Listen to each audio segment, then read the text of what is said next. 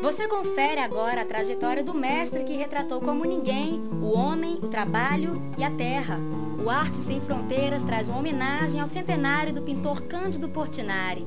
Entenda porque a Mona Lisa é o quadro mais famoso do mundo e a maior mostra sobre o cinema brasileiro que aconteceu no Espaço Cultural da Caixa Econômica Federal. Trouxemos também o premiado Albano Dias, ultrapassando influências e conceitos nas artes plásticas. E uma palhinha dele, o admirável Ciron Franco e suas árvores magníficas. O Arte Sem Fronteiras vai surpreender você. Não sai daí.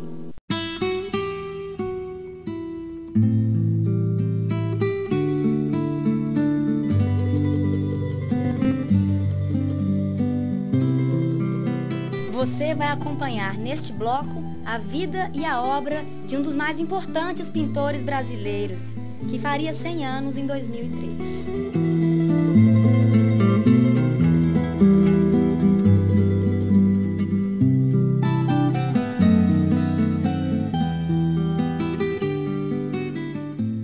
Torquato Cândido Portinari nasceu numa fazenda de café em São Paulo em 1903. Filho de camponeses italianos, se destacou entre os 12 irmãos. Apesar de ter apenas o terceiro ano primário, cedo mostrou sensibilidade e gosto pela arte. O primeiro desenho conhecido, um retrato de Carlos Gomes, foi feito aos 10 anos. A Vila Paulista, onde Portinari cresceu, Brodowski, era cercada por plantações lavradas por negros, mestiços, brancos e alguns imigrantes. Esse cenário pautou a produção artística do pintor até o fim da vida. Portinari retratou todos os aspectos do cotidiano simples, como as plantações e a figura do homem forte do campo, que se tornou sua marca registrada. Aos 18 anos, Portinari foi admitido pela Escola de Belas Artes e seu destino já estava traçado. Aos 23, chamou a atenção de Manuel Bandeira quando ganhou a medalha de prata do Salão Nacional. A esta altura, sua produção era frenética. Portinari chegava a utilizar lençóis quando faltava tela, tamanha era a velocidade de sua produção. A primeira exposição individual aconteceu aos 26 anos. Casou-se com a jovem uruguaia Maria Vitória Martinelli, com quem teve seu único filho, João Cândido. Em 1935, aos 32 anos, seu quadro Café ganha a segunda menção honrosa em Nova York. Foi com esse quadro que Portinari se projetou para o mundo.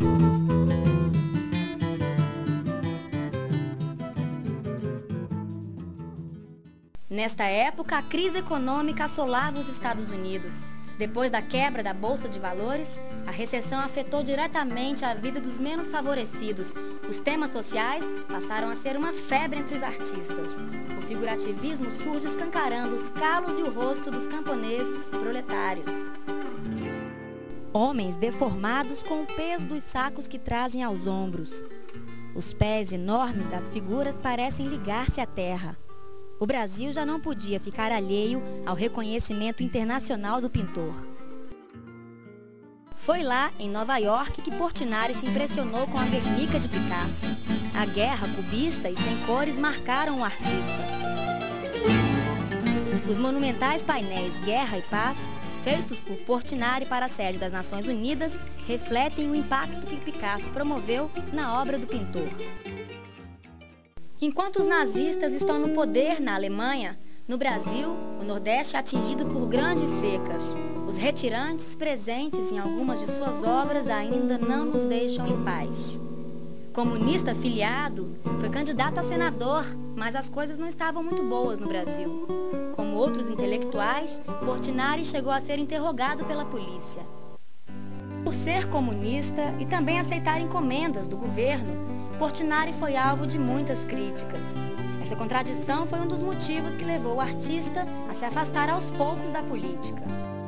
Aos 51 anos, Portinari sofreu uma hemorragia causada pela intoxicação das tintas. Aos 58, sofreu novamente uma forte intoxicação, da qual o pintor não escapa. Cândido Portinari acaba morrendo envenenado pelas mesmas tintas que motivaram sua vida e ainda ilustram sua obra.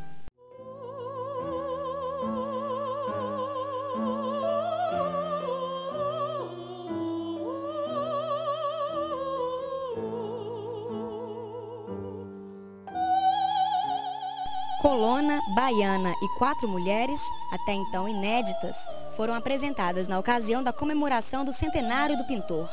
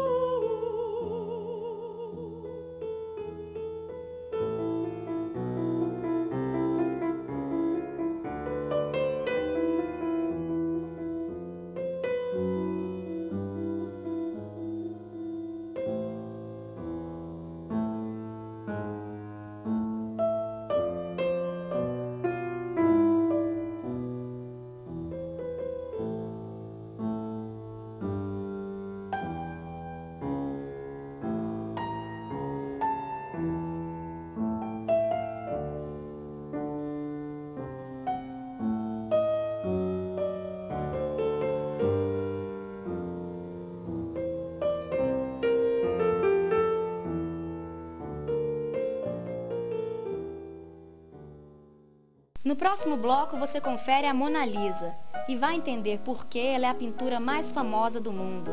É só um minuto.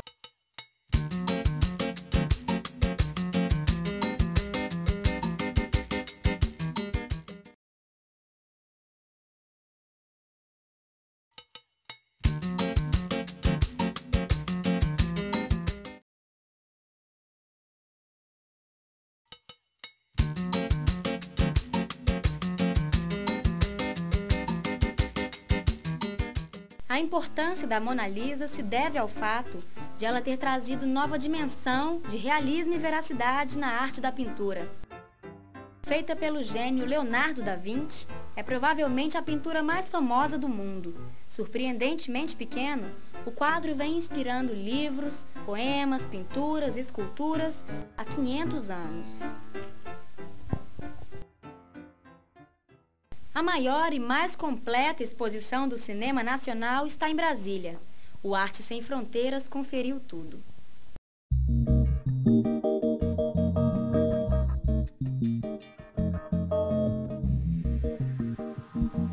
São 18 painéis fotográficos com cenas antológicas do cinema nacional, 100 cartazes, 240 fotos de cena e 20 figurinos de todas as fases da nossa cinematografia. Inédita, a mostra permite que o público possa reviver todo o glamour do cinema do passado e, ao mesmo tempo, fique motivado a prestigiar as recentes produções nacionais. Entre as fases do cinema homenageadas pela mostra estão o cinema mudo, sonoros, a Atlântida, a Vera Cruz, o cinema novo, o Ude Grude e o cinema contemporâneo. A mostra Viva o Cinema Brasileiro pode ser visitada de 3 de setembro a 4 de outubro no Conjunto Cultural da Caixa. E no próximo bloco, o mestre contemporâneo Ciron Franco com suas árvores de aço e uma entrevista com o talentoso artista plástico Albano Dias. Não perca!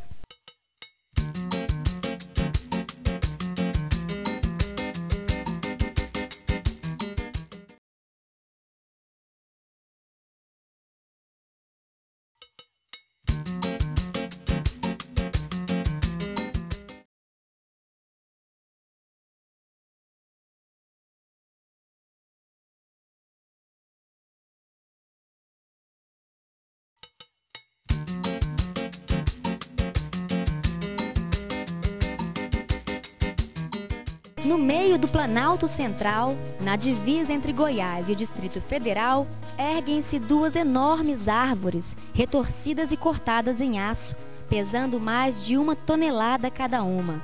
Completamente diferentes entre si, as árvores de Cirão Franco dramatizam a morte do cerrado, que já foi o segundo maior bioma do país em extensão. Dramáticas e imponentes, contra o horizonte parecem de verdade.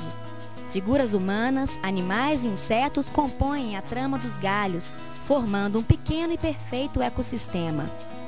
Utilizando o aço como material, Cirão Franco sugere a durabilidade como ideia de preservação. Para ele, o importante é que a obra possa permanecer como um alerta para as novas gerações. Há uns 8 meses atrás, eu comecei a fazer umas árvores, umas aquarelas.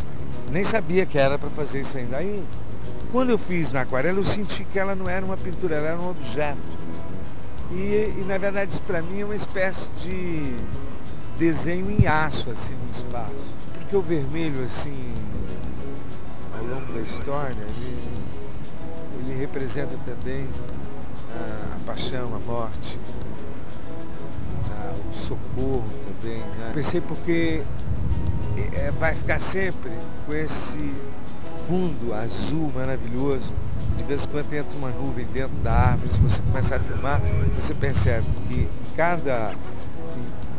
cada momento que o céu, que você vai chegando e o céu vai ficando mais azul, o vermelho modifica a cor. Eu coloquei uma figura ali, tribal, né, que segura um mastro e uma seta, que é uma figura assim, ancestral africana, né? E como a ciência diz que todos nós nascemos na África, então só existe realmente uma raça. Mas existem as espécies que são diferentes, que são formadas pela cultura de cada país. Nós usamos canos de aço, isso é aço, portanto isso não acaba. Tem raízes elas têm raízes. E as raízes são muito profundas nessa região, que é para ir lá no fundo para buscar a água, né? Eu vou aproveitar toda a lição da árvore. Então vai ter raiz, que a raiz é que vai sustentar.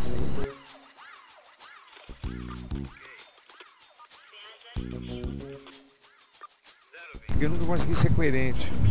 Não sei, nunca consegui.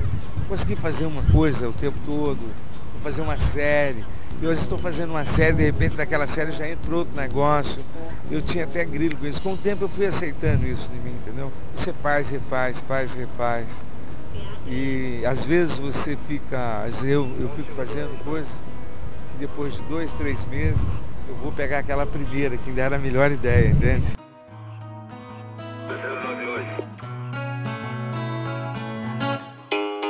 Nem Cirão Franco, nem Salvador Dalí.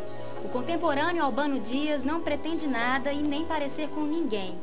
Os olhos mais distraídos são desafiados sutilmente a percorrer suas telas, até que se pare e perceba que se trata mesmo de um albano e que seu traço é singular.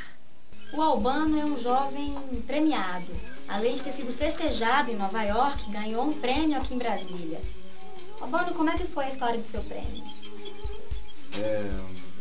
Fiquei feliz pelo resultado, né? Fizemos a montagem da exposição na 15 de hoje e, sem breve pretensão, recebi um e-mail dizendo de um prêmio em arte contemporânea.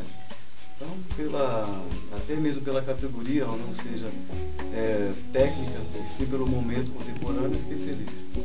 E a sua série Cartas? Explica isso um pouco para as pessoas. Que é uma breve impressão de um jogo. Não só 4 naipes, entrando mais 5 naipes.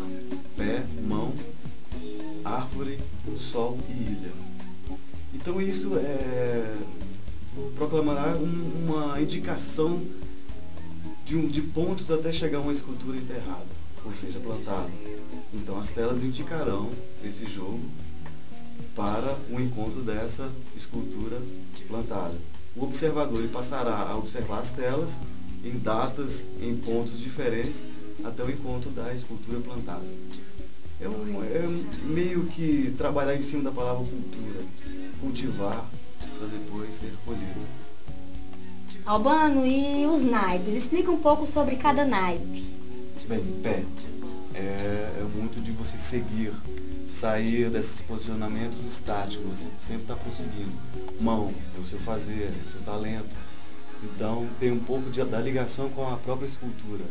Ilha é o posicionamento do observador e diante das telas para chegar até a escultura. Árvore. A árvore ele traz essa coisa de estar sempre, né, te dando algo, alguma indicação, alguma forma que você tem como assimilar o próximo ponto. Então, desde mão até a própria árvore, você parte desse lado cultivar, né? Dentro do pé, saindo, a ele o posicionamento e o sol indicando todo esse calendário, todo o momento certo de você chegar até o ponto da escultura. Ao todo, são quantas telas? Bom, são 13 vezes 5 naipes, daria 65 cartas. Já estão todas prontas? Em andamento, eu acho que faltando no máximo uma. Qual? Eu acho que é a primeira. Talvez sendo o Coringa, uma carta de entrada. Por que um Coringa nas suas telas? A partir do momento que a pessoa recebe esse kit para chegar até a escultura, dependendo do sorteio, ela recebendo o Coringa, não precisa de passar até todos os pontos. O encontro já está eficaz. A partir do momento que ela escolhe aceitar esse jogo, a partir das telas, se ela tirando o Coringa, ela resolve todos os 5 pontos. E o futuro, os próximos desafios? O que você pretende fazer esse final de ano, esse segundo semestre e ano que vem? Já tem alguma ideia?